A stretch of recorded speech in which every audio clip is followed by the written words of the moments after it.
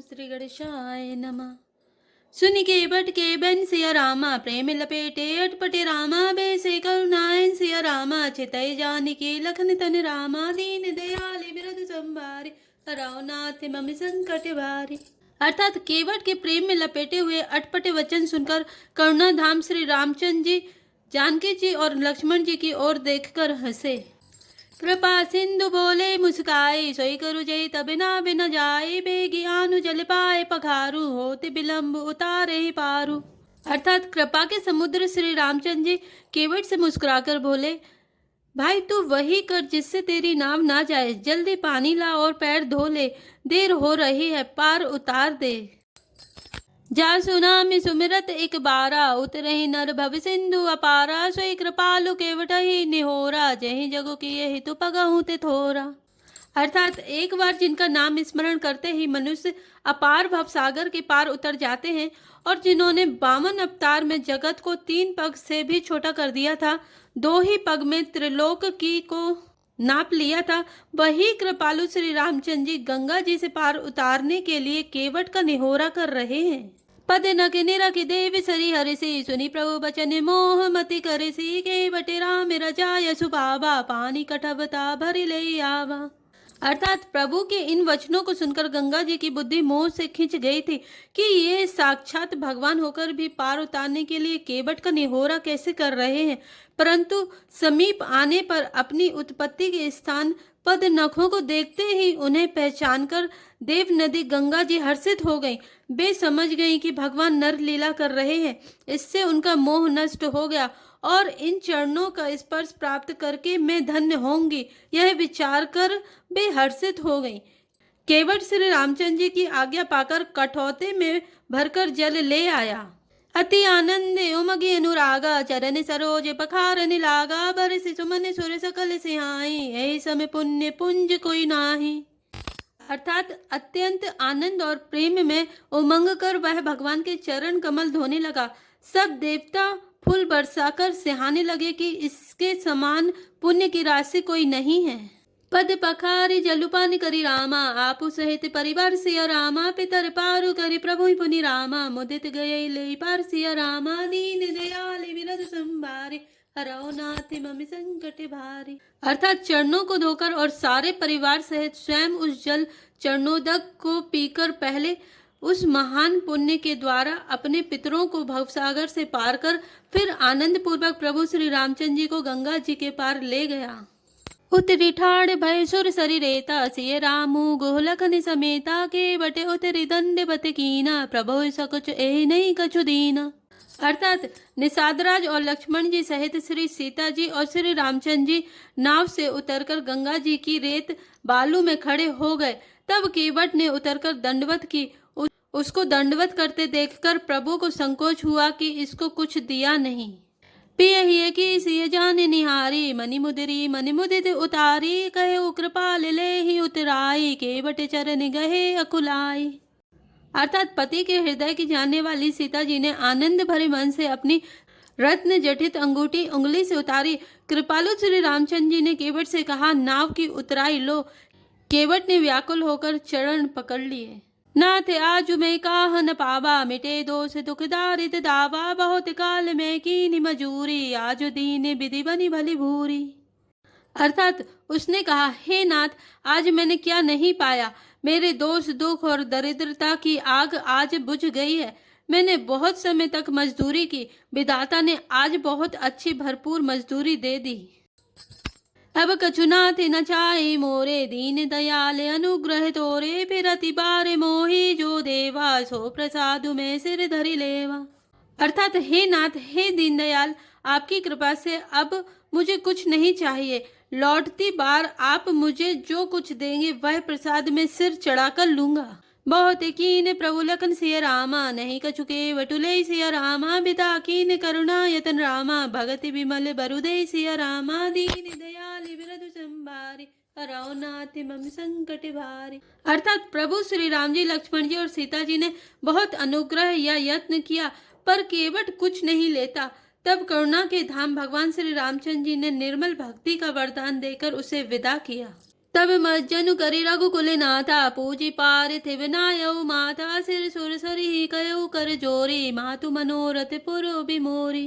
अर्थात फिर रघुकुल के स्वामी श्री रामचंद्र जी ने स्नान करके पार्थिव पूजा की और शिव जी को सिर नवाया। सीता जी ने हाथ जोड़कर गंगा जी से कहा, हे माता, मेरा मनोरथ पूरा कीजिएगा। पति देवर संग कुशल बाहोरे आई करऊं जही पूजा तोरी सुनी सिय विनय प्रेम रस सानी वही तबे विमल बारी बरवानी।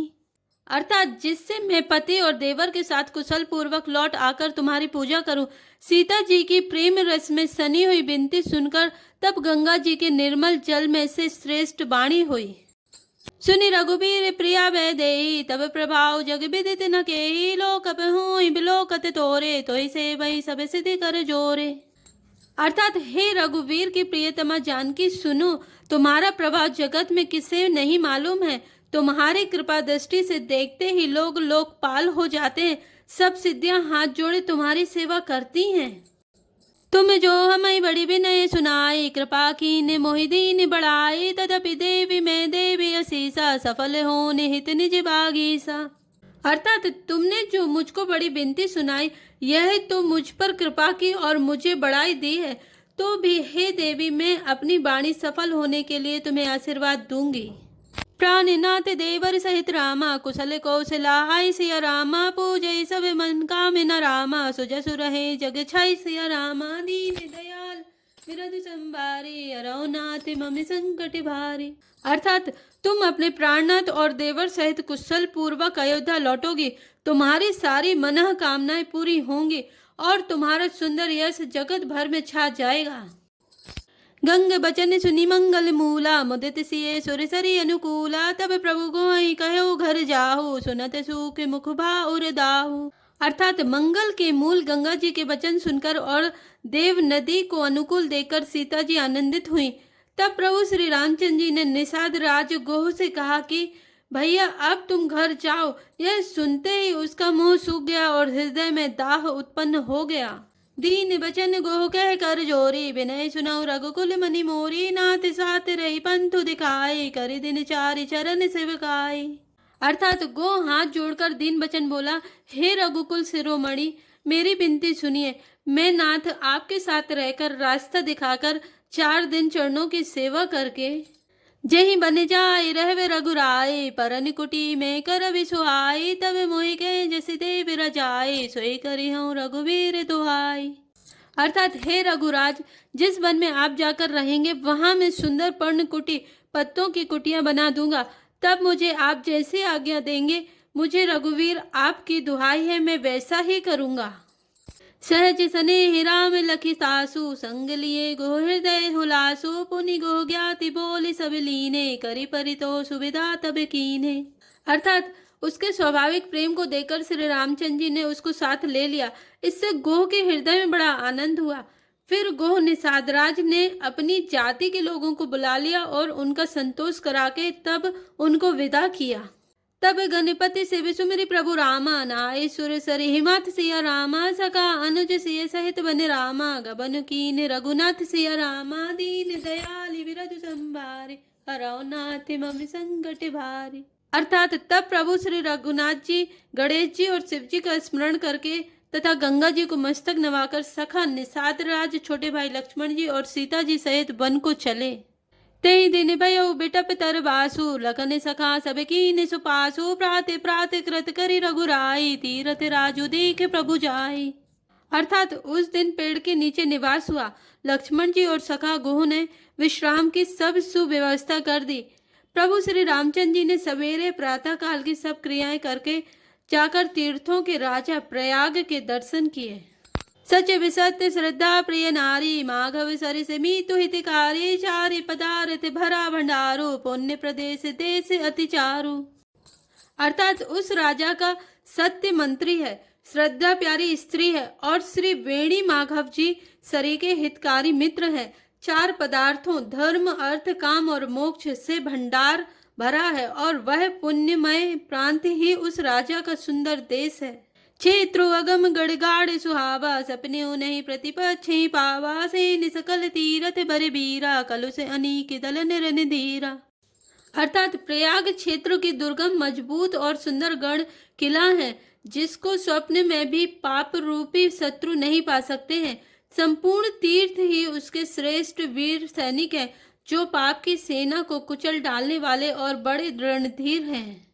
संगमु सिंहासनु सुठी सोहा, शत्रु अखय बटु मनि मुनि मोहा, चवर जमुन अरु गंग तरंगा, देखी होय दुख दारिद भंगा। अर्थात गंगा, यमुना और सरस्वती का संगम ही उसका अत्यंत सुशोभित सिंहासन है।